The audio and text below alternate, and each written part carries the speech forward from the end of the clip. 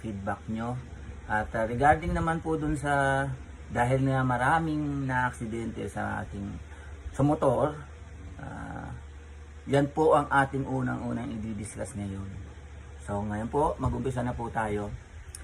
Ang ating pong first na gagawin, pag tayo magmumotor, kailangan dapat kondisyon ang ating motorcycle.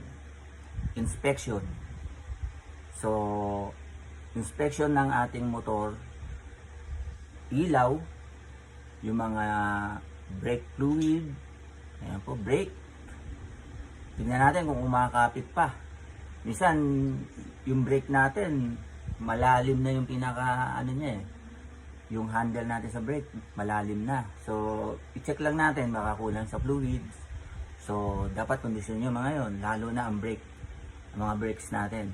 So, kadena.